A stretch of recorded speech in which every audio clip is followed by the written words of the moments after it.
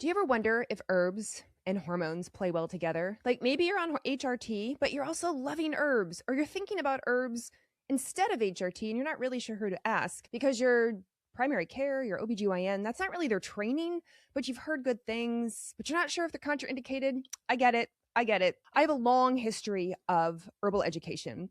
As somebody who is in the naturopathic functional integrative field, I'm talking 20 plus years of herbal use, herbal study, herbal teaching. And let's talk about the 5 questions that I got this week specifically on herbs and hormones. The short answer is yeah, a lot of the times they do play really well together. The long answer is it depends. So let's cover them. I'm going to talk about herbs such as saffron, chaste tree, herbs for sleep, and more because there's a lot of willy-nilly stuff out there. There's a lot of combination products where I'm like, that doesn't make any sense. And there's a lot of products where you're probably picking up thinking, oh, this is for energy. And it turns out it's not, or there is a contraindication. So here we go. Question number 1 I got this week. Does saffron work for depression? I have an appointment for HRT, but this depression is the worst. So if they're not on an SSRI, and they didn't say that they were, so I'm assuming not, they probably would have said it, an SSRI or an SNRI or something for depression, then yes, saffron can work really well. Now, hear me out. So can hormone therapy. Estrogen in particular has been shown in the perimenopausal and menopausal transition to be really, really helpful for depression. But so has saffron. And saffron, usually taken in about like 30 to 60 milligrams, has been shown to be good, but also helpful for even things like ADHD, which if you have that and depression, then it's a bonus. Now, the other helpful thing that I like besides saffron is holy basil. Holy basil can be really helpful for stagnant depression. If you just feel like stuck in your depression, especially since you hit perimenopause, especially since your hormones have shifted, then holy basil might be a great one. And holy basil can be taken as a tea. It's totally over the counter.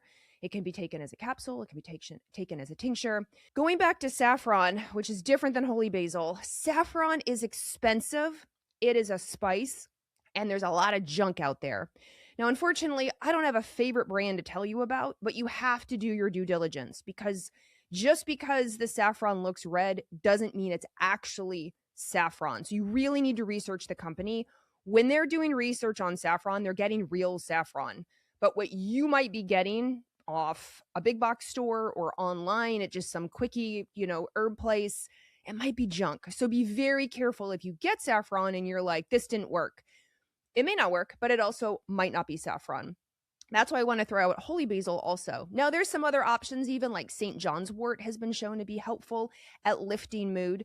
Again, if you are on some sort of antidepressant, you definitely have to cross-reference that because not all of these herbs play well with antidepressants. Number 2 is about chaste tree or Vitex. She writes, I take progesterone in the luteal phase. Can I stay on my chaste tree? Now, if you still have your cycle and you're taking chaste tree, and then you're doing progesterone in the luteal phase, the short answer is yes, but I do have some questions. Let me take a step back. Chaste tree is like a bush. It's like a tree-like bush that grows, and we use it to help regulate the menstrual cycle. The most research on it is that it lowers a hormone called prolactin, and prolactin can be slightly elevated to very elevated for various reasons. Worst case scenario, it's prolactinoma. Best case scenario, maybe you have a thyroid problem, maybe your dopamine's low, maybe you need some B6, maybe your stress is transiently high. That can slightly raise prolactin. You're probably familiar with prolactin. It is the pro-lactation hormone. So it goes up with breastfeeding. But in perimenopause, you're probably maybe not breastfeeding. That's not the reason. So that's why we have to investigate these other reasons, such as thyroid or stress or B6 or dopamine, or like I said, worst case, a prolactinoma. Now, when you take Vitex, most of the research says it goes up to the brain, it supports dopamine to lower prolactin. And when you lower prolactin, the body goes, phew, I was confused. I did not know if we were breastfeeding or not. So I'm going to just throw off your cycle and throw off your ovulation. Whereas chaste tree can help bring that back. In my anecdotal experience of using it for 21 years with a lot of people, I call it the adaptogen of the ovaries. I find even without an elevated prolactin, women would oftentimes, over the course of 3 to 6 months, notice a big difference. Their cycle would regulate, they'd ovulate again. Not everybody, it's not a magic tree, not a magic shrub, but it is quite helpful for a lot of women.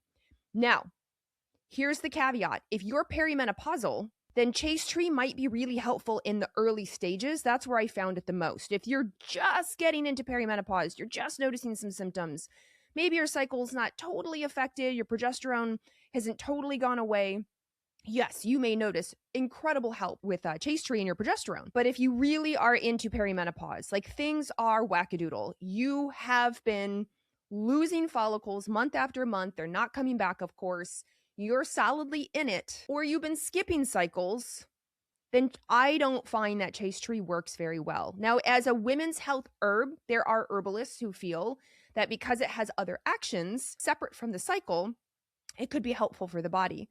I didn't tend to find that when I used chaste tree with women over and over and over again. So, to answer the question, if somebody is on progesterone in the luteal phase, they still have a regular cycle and they're using chaste tree to try to maintain that as long as possible. If your practitioner has you on it and they feel like it's right for you, fantastic. I'm all for it. I am also a user of chaste tree who does it every day. Some people will do it in just the luteal phase, and I'm like, why would you do that? In my opinion, I was trained that you do it every day, all through the cycle, because you want to set up the first part of your cycle, the follicular phase, for success. So the second part, ovulation phase, is also successful. So when I use it with patients and clients, that's what I do. So if your practitioner says just do it in the luteal phase, they probably have a reason. Fantastic. I support that.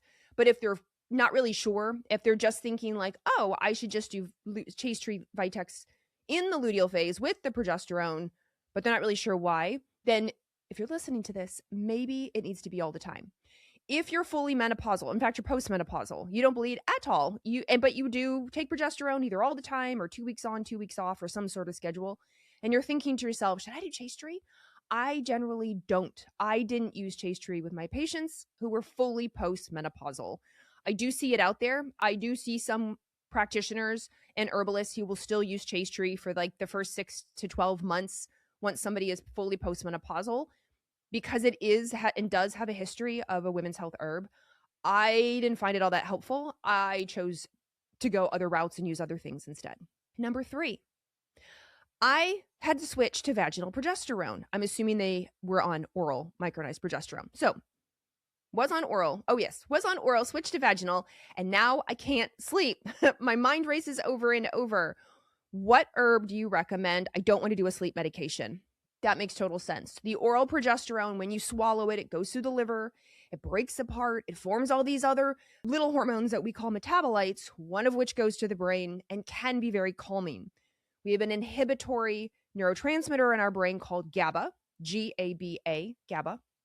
And GABA is calming, hits the brakes. So oral progesterone you swallow, it can help hit the brakes, which is why some women really love it for, oh, I can sleep. Oh, I don't feel so anxious. Oh, I don't feel so irritable.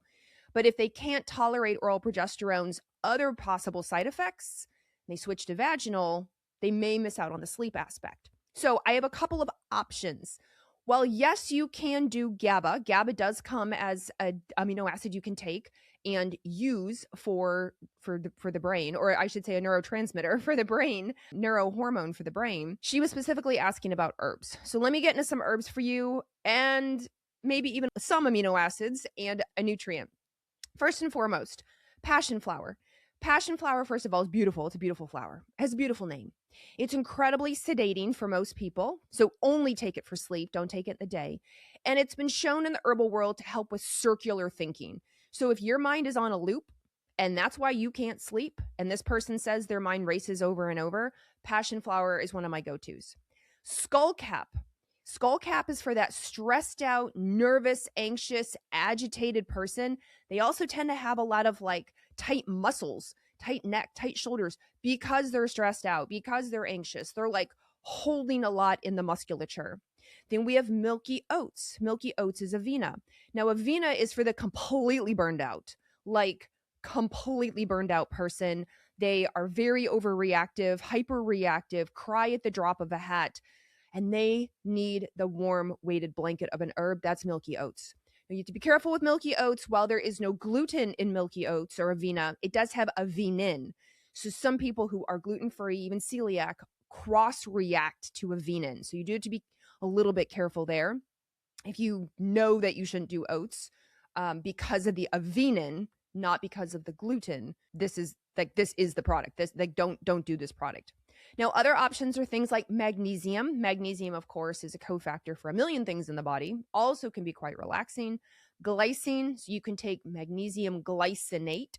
You can take glycine as an extra bonus at night. And taurine, I've even had people take the amino acid taurine and find, like, wow, between taurine and glycine, I really just feel calm and it can help me sleep. Honestly, glycine and taurine also help your gallbladder work better. So there's a little bonus there too if you've been struggling in the gallbladder and bile department, maybe the digestive department. If herbs are specifically what you're looking for, then consider passion flower, skullcap, or milky oats. Are there other herbs out there? For sure. We all know chamomile and lavender. Absolutely. I'm just trying to bring up some of the ones that maybe you're less familiar with and some of the keynotes to them. So remember, passion flower, very sedating, circular mind. Skullcap is the completely stressed out but nervous, agitated, and it's showing up in their muscles also. So you're in bed, you're nervous, you're agitated, neck is tight, your shoulders are tight, your muscles are tight. And then milky oats, completely burned out. That can be really helpful, along with maybe some nutrients. Number 4, I'm on hormones for joint pain and all the dryness, skin, eyes, vagina, etc. I'm so tired. I'm thinking of ashwagandha or rhodiola and adding that into my mixture. What are your thoughts? Girl, I have thoughts. I have thoughts. Everybody lumps ashwagandha and rhodiola is the same because they both fall under the category of adaptogen. Now, adaptogen basically, in simple terms, means it helps you adapt to daily life and stress. That's what it does. But ashwagandha and rhodiola are different types of adaptogens. Ashwagandha is calming. Rhodiola is stimulating. So there you go. So ashwagandha in general is anchoring. I've described it. It's been described to me from herbalists over time. Think of a kite without a tail. If you are spinning and anxious and you need some grounding, ashwagandha can ground. It's calming. But if you're already on the floor, if you're already grounded and depressed, ashwagandha is probably not for you. It can induce something called anhedonia, and we don't want that. Rhodiola, on the other hand, is quite stimulating. In fact, in the world of adaptogenic herbs, rhodiola is the second most stimulating behind Asian ginseng. So if you need a lot of stimulation, rhodiola is your friend. Here's the issue. Rhodiola is drying. So is ashwagandha. Ashwagandha can be mildly drying as well, depending on the dose. Rhodiola can be quite drying. She wrote she has a lot of dryness, skin, eyes, vagina. So if you add in rhodiola because she's tired, and that can just make the symptoms worse. But she is on hormones, so it is a balance. She may need a little more vaginal hormone, if that's the case, or a little more systemic hormone, or we need to do a little bit more for the dryness if rhodiola is the way she chooses to go or her practitioner chooses to go for her. What are some other options? She say she's tired. What are some, like, what we would consider in our description like a moist herb? And I know a lot of people hate the word moist, so forgive me. But shatavari is an Ayurvedic herb, known as the herb for women in Ayurvedic medicine.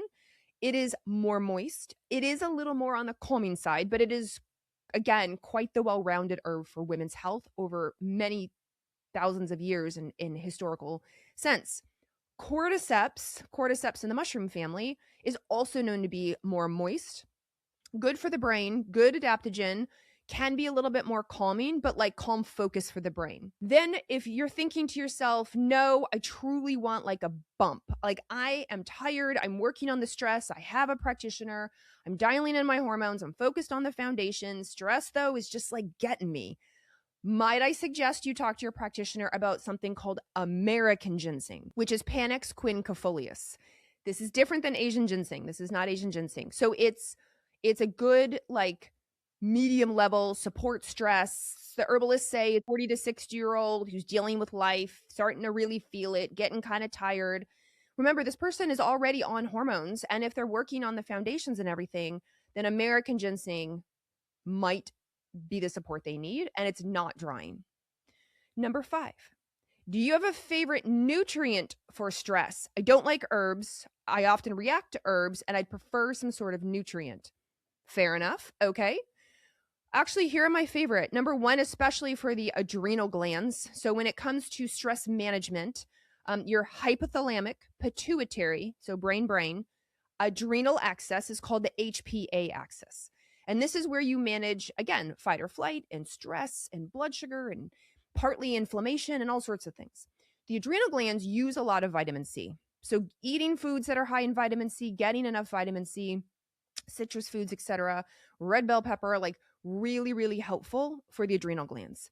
When you have a lot of stress, you create a lot of what are known as reactive oxygen species or free radicals. These can cause damage in the body if your antioxidant system doesn't come in and like snuff them out like you're snuffing out a candle fire, you know? So that's where we look at things like N-acetylcysteine, glutathione, and glutathione it can be hard to absorb. So usually we're looking at like a liposomal glutathione, magnesium, cofactor to so many things in the body, and even other antioxidants commonly in like our colorful foods, our polyphenols. So if you're just thinking like, what's a couple of good nutrients? Vitamin C rich foods, colorful foods, get your polyphenols, organic, clean, like green tea, the EG, CG, and green tea. I said, again, the N-acetylcysteine and glutathione, really helpful. Real vitamin E, really helpful, powerful antioxidant. So you can see that absolutely there are good nutrients. Now, there isn't a nutrient like an herb that's like moist or drying or stimulating or suppressive. That's not how they work. That's not how nutrients work. They help enzymes, for example, do their thing. It helps your body get from like point A to point B, or, helps you reduce the load of free radicals. Again, like snuff out flames from candles that are happening in the body. So that's where the nutrients come into play. Now, I know you're thinking to yourself, okay, but with all those herbs you just suggested, can I layer these nutrients on top? Like if I add an extra vitamin C or eat more vitamin rich foods that have vitamin C, is that okay? Yes, absolutely, for sure. So those are the 5 questions that I got this week that I thought would be really helpful. As always, I am a doctor, but not your doctor. So you have to talk to your doctor or your healthcare provider who understands herbs and hormones about what might work for you. But I wanted to give you some options because honestly, herbs are not talked about that much. Nutrients aren't talked about that much. Everything is all hormones all the time. And I am a huge fan of hormones, of course. But sometimes we need an alternative or something to take with or extra support, or we're deficient in certain nutrients. And if you don't have any of that training, then I totally understand how it can feel overwhelming or you're not really sure how to answer. So that's why I'm answering these questions, because I have 20 plus years of experience with them, love all the training that I've had, and want to pass it along to you. And besides, I know hormones, herbs, nutrients, all of it, it feels like herding cats, doesn't it? So I am here to help.